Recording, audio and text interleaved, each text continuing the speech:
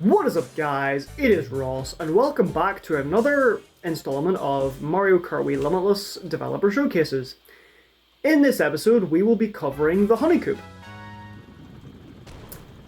And one thing you will notice straight away when I use the HONEYCOUPE here is this is another one of those vehicles where automatic is the intended way to go. It's pretty similar to the Jet Setter in that regard. It's one of the Corsa vehicles, so you use it on automatic, and while you don't have mini turbos to abuse, you have really good top speed. You can see at the bottom left corner I'm going 91 km/h, which is very, very fast. And you can notice as well, this thing is noticeably more maneuverable than Jet Setter is. Like, you can see I'm just nudging the control stick, but I've got a lot of control over my inputs. HONEYCOUPE is a very, very maneuverable vehicle on automatic drift, and that's pretty good. I don't really know where I was going with that sentence, it's just pretty good.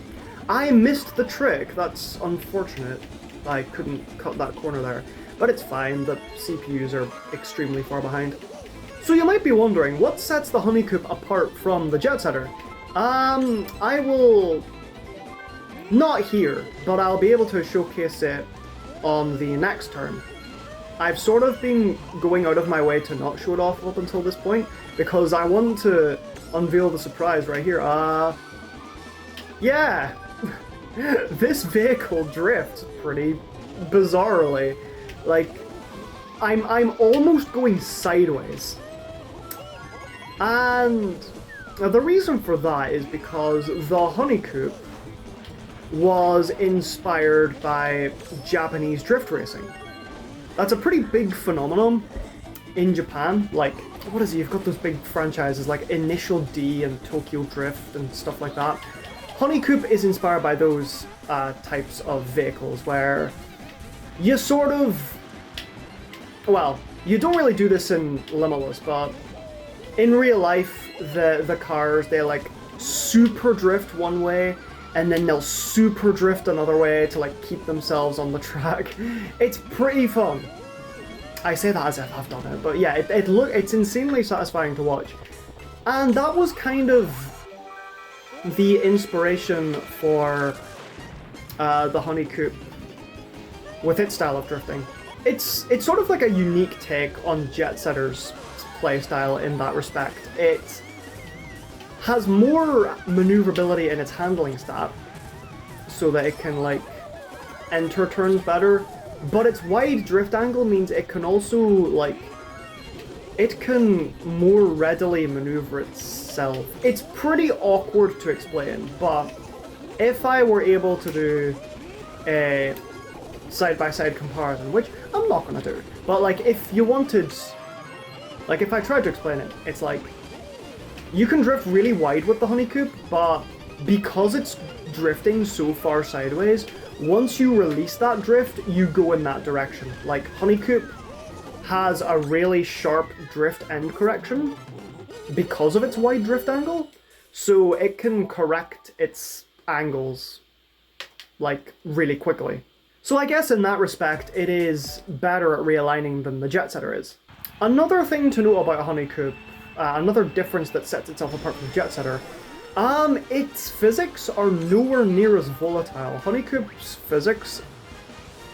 stability is actually one of the best in the game. This thing basically never bounces, which is something that plagues the other Corsa vehicles, the Jet Setter and the Sprinter. They're some of the bounciest karts in the game, and HONEYCOUPE is not.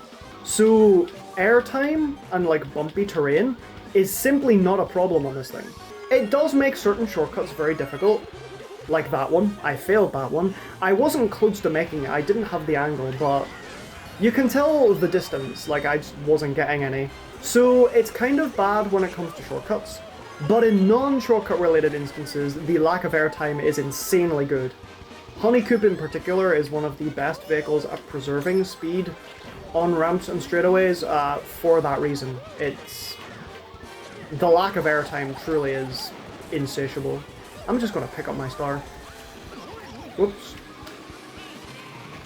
HONEYCOUPE's acceleration is also remarkably good for a Corsa. And I didn't talk about it in the Jet Setter video, but Corsa's acceleration rates are sort of typical for the most part until you get to like the really high speed thresholds, like about 90-95% speed, and then their acceleration slows to a crawl. Like, I'll show it off here real quick. You can see I'm accelerating relatively normally, and now, like, look, I'm like, it took me like multiple seconds to get back up to my top speed there.